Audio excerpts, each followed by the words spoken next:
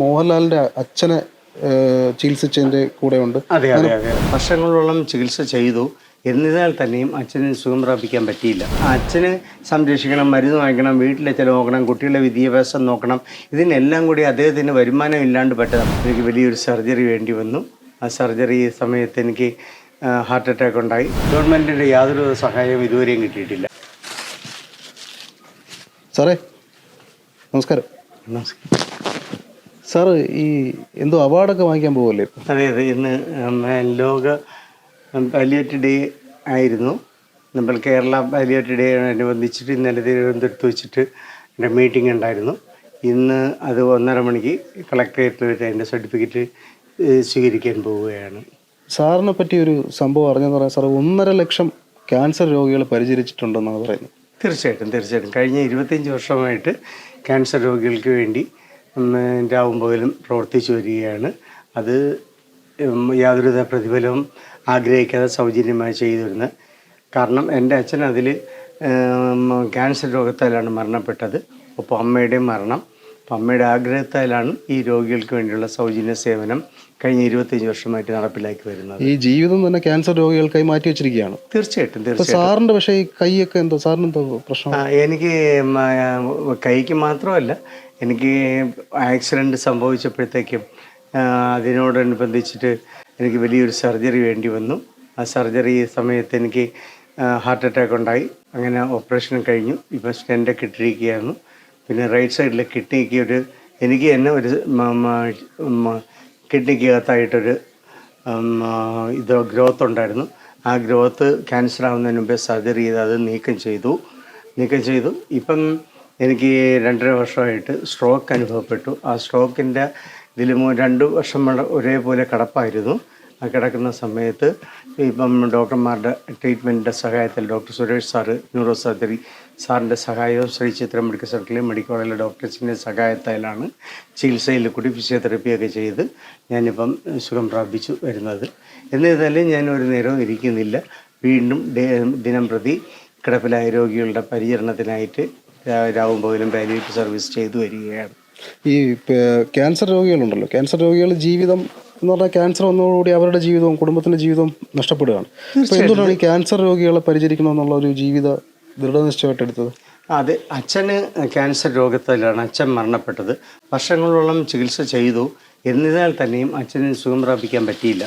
പൈസകളൊക്കെ ചിലവാക്കിയിട്ടും അച്ഛൻ്റെ മരണം അതെൻ്റെ ജീവിതത്തിൽ ഏറ്റവും വലിയൊരു ഷോക്ക് ഉണ്ടാക്കി. അതിനോടൊപ്പം അമ്മയ്ക്കും വയ്യാണ്ടായി. അമ്മയും കിടപ്പിലായി. അമ്മയുടെ ചികിത്സാ സമയത്ത് ഞാൻ ധാരാളം യാതനകൾ അനുഭവിച്ച് ആ സമയത്ത് തിരുവനന്തപുരം മെഡിക്കൽ കോളേജിൽ വാർഡുകളിലൊക്കെ ഒരു നിവൃത്തിയില്ലാതെ വളരെ കഷ്ടപ്പെട്ട് കിടക്കുന്ന രോഗികളുടെ കഷ്ടപ്പാടും പ്രയാസങ്ങളും മനസ്സിലാക്കിയിട്ട് എൻ്റെ അമ്മയുടെ നിർദ്ദേശപ്രകാരം രോഗികൾക്ക് ഒരു നേരമെങ്കിലും ഭക്ഷണവും കൊടുത്ത് അവർക്ക് വേണ്ടി ചികിത്സാ സൗകര്യം സൗജന്യ രക്തദാനമൊക്കെ കൊടുത്ത് എങ്ങനെയായാലും അവർക്ക് വേണ്ടിയുള്ള പരിചരണം ആരും അറിയണമെന്നൊന്നുമില്ല, മനാൽ കഴിയുന്ന രീതിയിലുള്ള പരിചരണം കൊടുത്ത് അവരെ സംരക്ഷിക്കണമെന്ന് പറഞ്ഞതിൻ്റെ അടിസ്ഥാനത്തിലാണ് കഴിഞ്ഞ 25 വർഷമായിട്ട് ഞാൻ ഈ പ്രവർത്തനം മുടങ്ങാണ്ട് ചെയ്തുകൊണ്ടിരിക്കുന്നത്. അതിപ്പോഴും തുടർന്നുകൊണ്ടിരിക്കുകയാണ്. അടുത്ത സ്റ്റേജ് എന്തൊക്കെയാണ്? ഞാൻ ഇനിയിപ്പോൾ ചെയ്യാൻ പോകുന്നത് എൻ്റെ മനസ്സിൻ്റെ ഏറ്റവും വലിയ ആഗ്രഹം ജനങ്ങളുടെ സപ്പോർട്ടോടുകൂടി എനിക്ക് 100-200 രോഗികൾക്ക് കിടക്കുന്നതിന് വേണ്ടി സൗജന്യ ഭക്ഷണത്തോടൊപ്പം അത്യാധുനിക സൗകര്യത്തോടുകൂടി കിടക്കുന്നതിന് രോഗിക്കും ബൈസ്റ്റാൻഡിനും കിടക്കുന്നതിനുള്ള ഒരു കെട്ടിട നിർമ്മാണം ചെയ്യുക എന്നതാണ് പ്രധാനമായിട്ടുള്ള ലക്ഷ്യം. അല്ല, ഞാൻ ചോദിക്കട്ടെ, ഇപ്പോൾ ഗവൺമെൻറ് പറയുന്നത് എല്ലാ രോഗികളെയും ഗവൺമെൻറ് പരിചരിക്കുന്നുണ്ട്, ഗവൺമെൻറ് നല്ല രീതിയിൽ നോക്കുന്നുണ്ട്, ഗവൺമെൻറ് സഹായങ്ങളെല്ലാം ഉണ്ടെന്ന് പറഞ്ഞിട്ടും എന്തുകൊണ്ട് ഈ രോഗികളെ പരിചരിക്കാൻ നിങ്ങളെപ്പോലെയുള്ള ആൾക്കാർ ഇറങ്ങുന്നു? അല്ലെങ്കിൽ അവർക്ക് ഷെൽട്ടർ വേണം, ഭക്ഷണം വേണം, മരുന്ന് വേണം എന്നൊക്കെ പറയാനുള്ള കാരണം എന്തോ? ഗവൺമെൻറ്റിന് ഒരു പരിധി വരെയൊക്കെ ചെയ്യാൻ പറ്റത്തുള്ളൂ. ഒരുപാട് മാൻ പവർ വേണം, അതുപോലെ തന്നെ മറ്റ് സംവിധാനങ്ങളുണ്ടാവണം. അതെല്ലാം പറ്റില്ല. അപ്പോൾ നമ്മളെപ്പോലുള്ള NGOs ആയിരിക്കും ഇതിന് ഏറ്റവും കൂടുതൽ പ്രാബല്യത്തിലേക്ക് വരുന്നത്. നമ്മുടെ വീട്ടിൽ നിന്ന് തൊട്ടടുത്ത് കിടക്കുന്ന രോഗിയെ പെട്ടെന്ന് അറിയണമെന്നുണ്ടെങ്കിൽ നമ്മൾ വിചാരിച്ചാലേ അറിയാൻ പറ്റും. ദൂരെ കിടക്കുന്നവർക്കൊന്നും പെട്ടെന്ന് അറിയാനൊന്നും പറ്റത്തില്ല. അപ്പോൾ നമ്മളുടെ ഓരോ റെസിഡൻസ് അസോസിയേഷനിലുള്ള കൂട്ടായ്മയോടുകൂടിയും അയൽവക്കക്കാരുടെ ഉള്ള സൗഹൃദത്തോടും കൂടി മാത്രമേ നമുക്ക് രോഗികളെ ദിനം പ്രതി പരിചരിക്കാൻ പറ്റത്തുള്ളൂ. ഒരു രോഗി ഒരു വീട്ടിൽ വളരെ കഷ്ടപ്പാടുകൾ അനുഭവിച്ച് ഭക്ഷണത്തിനായിരുന്നാലും അവരുടെ ദൈനംദിന പ്രവർത്തനങ്ങൾക്കായിട്ടും ഒറ്റയ്ക്ക് എണീറ്റ് പോകാൻ പോലും പറ്റാണ്ട് കിടക്കുന്ന ഒരു രോഗീനെ സംബന്ധിച്ചോളം ആ രോഗീനെ റിക്കവർ ചെയ്യുന്നുണ്ടെങ്കിൽ ആ വീട്ടിൽ ഒരു വരുമാനത്തിൽ മാത്രം മോൻ്റെ വരുമാനത്തിലായിരിക്കാം അച്ഛനും അമ്മമാരെയും സംരക്ഷിക്കുന്നത്. അതിൽ ചിലപ്പോൾ അച്ഛന് സംരക്ഷിക്കണം, മരുന്ന് വാങ്ങിക്കണം, വീട്ടിലെ ചിലവ് നോക്കണം, കുട്ടികളുടെ വിദ്യാഭ്യാസം നോക്കണം. ഇതിനെല്ലാം കൂടി അദ്ദേഹത്തിന് വരുമാനം ഇല്ലാണ്ട് പറ്റുന്നത്. അപ്പോൾ അദ്ദേഹം ജോലിക്ക് പോകണമെങ്കിൽ മാത്രമേ ആ കുടുംബത്തിന് പുലർത്താൻ പറ്റത്തുള്ളൂ. അപ്പോൾ നമ്മളെപ്പോലുള്ള സന്നദ്ധ പ്രവർത്തകരുടെ സഹായമുണ്ടെങ്കിൽ മാത്രമേ രോഗീനെ നമുക്ക് പരിചരിക്കാൻ പറ്റൂ. അത് ഗവൺമെൻറ്റിനെല്ലാം സാധിക്കുന്നില്ല. ഗവൺമെൻറ്റിൻ്റെ ചികിത്സാ കാർഡ് കൊണ്ട് മാത്രം എല്ലാ ചികിത്സയും കിട്ടുന്നത് പോലും മരുന്നും കിട്ടുന്നില്ല.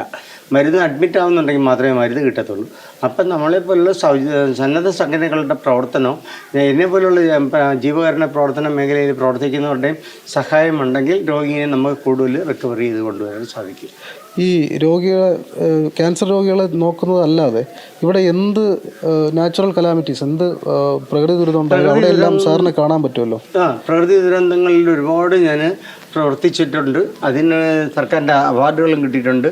പെരുമൺ ദുരന്തം, ട്രെയിൻ അപകടം, കല്ലുവാതുക്കൽ മദ്യ ദുരന്തം, സുനാമി, അമ്പൂരി ഉരുൾപൊട്ടൽ, തോമസിനെയൊക്കെ രക്ഷപ്പെടുത്തിയത് ഞാനായിരുന്നു. അത് കഴിഞ്ഞതിന് ശേഷം ഇപ്പം 2018 വെള്ളപ്പൊക്കത്തിൽ മരുന്ന് കൊണ്ടുപോകുന്നതിനും ഭക്ഷ്യ സാധനങ്ങളും വസ്ത്രങ്ങളും മറ്റ് ധാന്യങ്ങളും എല്ലാം കൊണ്ടുപോകുന്നതിനും രാവും പകലും ഒരുപാട് പ്രവർത്തിച്ചതിന് കേരള ഗവൺമെൻറ്റിൻ്റെ അവാർഡൊക്കെ മേടിച്ചിട്ടുണ്ട്. ഏതൊക്കെ ദുരന്തങ്ങളിൽ പോയിട്ടുണ്ട്?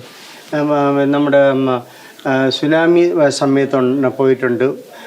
അത് കഴിഞ്ഞതിന് ശേഷം 2018 വെള്ളപ്പൊക്കത്തിനുണ്ട്. കല്ലുവാതിലിക്കൽ മദ്യ ദുരന്തത്തിന് പോയിട്ടുണ്ട്. പെരുമൺ ദുരന്തത്തിന്, ട്രെയിൻ അപകടത്തിന് പോയിട്ടുണ്ട്. പൂറ്റിക്കൽ വെടിക്കെട്ട് അപകടത്തിന്. നാച്ചുറൽ കലാമിറ്റീസ് മിക്കപ്പോഴും ഉണ്ടാകുമ്പോഴത്തേക്കും ആ സമയത്ത് ഞങ്ങൾ അപ്പോൾ തന്നെ പോകും. കളക്ടറേറ്റിൽ ഞങ്ങളുടെ ലിസ്റ്റും പേരും ഒക്കെയുണ്ട്. കോർപ്പറേഷനിലുണ്ട് ഞങ്ങളുടെ സന്നദ്ധ സംഘടനയുടെ പേര്. ഈ പ്രധാനമന്ത്രിയോടൊപ്പം ഫോട്ടോ ഉണ്ട്, അതുപോലെ മോഹൻലാലിൻ്റെ അച്ഛനെ ചികിത്സിച്ചതിൻ്റെ കൂടെ ഉണ്ട്. അങ്ങനെ ഒരുപാട് സംഭവങ്ങൾ ചെയ്തിട്ടില്ല? തീർച്ചയായിട്ടും.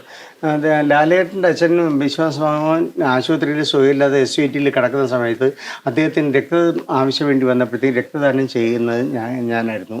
അതിനോടനുബന്ധിച്ച് അദ്ദേഹത്തിന് ചികിത്സ കൊടുത്ത് കുറേ നാൾ കഴിഞ്ഞതിന് ശേഷം അദ്ദേഹത്തിൻ്റെ അച്ഛൻ മരണപ്പെടുമ്പോഴത്തേക്കും കൂടെ ഞാനും കൂടി ചേർന്നാണ് ബോഡി റിസീവ് ചെയ്തത്. അതുപോലെ ഈ ക്യാൻസർ രോഗികളെ ഒരുപാട് 1.5 ലക്ഷം പേരെ പരിചരിച്ചിട്ടുണ്ട്.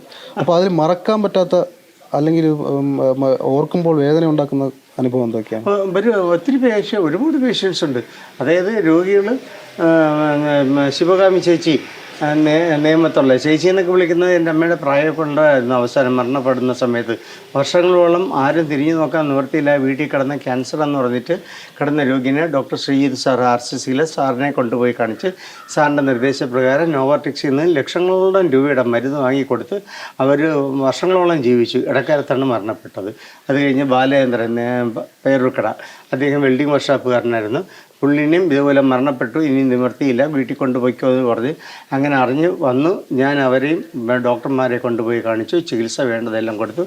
റേഡിയേഷനും കീമോ എല്ലാം കൊടുത്തു. അതിൽ നിന്ന് റിക്കവർ ചെയ്തു. മരുന്നെല്ലാം ധാരാളം ലക്ഷങ്ങളുടെ രൂപയുടെ മരുന്നുകൾ കൊടുത്ത് അയാളെ രക്ഷപ്പെടുത്തി എടുത്തത്. ഇപ്പോഴും ജീവിക്കുന്ന അയാൾ വെൽഡിംഗ് വർക്ക്ഷോപ്പിൽ ജോലിക്ക് പോകുന്നുമുണ്ട്. അല്ല, അതുപോലെ വിഷമിപ്പിക്കുന്ന അനുഭവങ്ങൾ ഉണ്ടാവുമല്ലോ? വിഷമിക്കുന്ന ഒരുപാട് അനുഭവമുണ്ട്. എൻ്റെ അച്ഛൻ്റെ മരണം തന്നെ ഏറ്റവും വലിയ ജീവിതത്തിൽ ഏറ്റവും വലുതാണ്.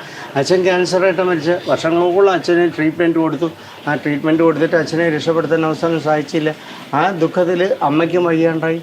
ആ അമ്മയുടെ അസുഖത്തിൻ്റെ പേരിൽ അമ്മയുടെ നിർദ്ദേശപ്രകാരമാണ് മോന് എന്തായാലും രോഗികൾക്ക് വേണ്ടി എന്തെങ്കിലുമൊക്കെ ചെയ്യുക എന്ന് പറഞ്ഞതിൻ്റെ അടിസ്ഥാനത്തിലാണ് ഞാനിപ്പോൾ ഇത് ചെയ്തുകൊണ്ടിരിക്കുന്നത്. അല്ല, കയ്യിൽ കിടന്ന് രോഗി മരിക്കുന്ന സാഹചര്യങ്ങൾ ഉണ്ടായിട്ടുണ്ട്. എൻ്റെ മടിയിൽ കിടന്ന്, കയ്യിൽ മാത്രമേ മടിയിൽ കിടന്ന രോഗി മരിച്ചിട്ടുള്ളൂ. ഞാൻ എൻ്റെ വാർഡിൽ നിന്നും മാറ്റി ബെഡില്ലാണ്ട് വരാന്തയിൽ കിടന്ന രോഗിനെ എടുത്ത് ബെഡിലേക്ക് മാറ്റുന്ന സമയത്താണ് ഞാൻ രോഗി എൻ്റെ കയ്യിൽ കിടന്ന് വാർഡ് 18 വെച്ച് മരിക്കുന്നത്. അതുപോലെ എന്താ ഈ സംഘടനയുടെ മെയിൻ ഉദ്ദേശം എന്തൊക്കെയാണ്? നിങ്ങൾക്ക് അനുഭവിക്കുന്ന പ്രതിസന്ധികൾ എന്തൊക്കെയാണ്? ഞങ്ങൾക്ക് സാമ്പത്തിക ബുദ്ധിമുട്ട് വളരെയധികം അനുഭവിക്കുന്നുണ്ട്. ഞങ്ങൾക്ക് ധൈര്യം പ്രതി ഭക്ഷണം കൊടുക്കുന്നതിന് സംഘടനയുടെ പേര് പറഞ്ഞു. Metropolitan cancer centre തിരുവനന്തപുരത്തായിട്ടാണ്. 25 വർഷമായി. ദിനം പ്രതി എങ്ങനെയായാലും ഒരു 10-15 പേഷ്യൻസെങ്കിലും നമ്മുടെ ചികിത്സാ സഹായങ്ങൾക്കായിട്ട് എത്താറുണ്ട്. ആ രോഗികൾക്ക് വേണ്ടിയുള്ള ദൈനംദിന പ്രവർത്തനങ്ങൾ മെച്ചപ്പെടുത്തുന്നതിലേക്ക് വേണ്ടി ഞങ്ങൾ വളരെയധികം കഷ്ടപ്പെടുന്നുണ്ട്. യാതൊരു സംഭാവനകളും ഒരിടത്തും സ്വീകരിക്കുന്നില്ല. അപ്പം ഞങ്ങൾക്ക് കിട്ടുന്ന വരുമാനത്തിലും ഇതേ മെമ്പേഴ്സിൻ്റെയും വരുമാനത്തിലും ഡോക്ടർ രാജ്മോഹൻ സരസ്വതി വിദ്യാലയം അദ്ദേഹം ഇതിൻ്റെ ചെയർമാനാണ്. അദ്ദേഹത്തിൻ്റെ ആ സാമ്പത്തിക സഹായത്തിൽ തന്നെയാണ് കൂടുതലും നമ്മളുടെ ഈ പ്രവർത്തനങ്ങൾ മുന്നോട്ട് കൊണ്ടുപോകുന്നത്. അല്ല, ഗവൺമെൻറ്റിൻ്റെ സഹായം വല്ലതും കിട്ടുന്നുണ്ടോ? ഗവൺമെൻറ്റിൻ്റെ യാതൊരു സഹായവും ഇതുവരെയും കിട്ടിയിട്ടില്ല. പലപ്പോഴും നമ്മൾ അപേക്ഷകൾ കൊടുത്തിട്ടുണ്ട്. ഇതുവരെ വസ്തുവായിട്ടോ പണമായിട്ടോ സാമ്പത്തികമായിട്ടോ യാതൊരു അനുഭവങ്ങളും യാതൊരു സഹായങ്ങളും ഇതുവരെ കിട്ടിയിട്ടില്ല.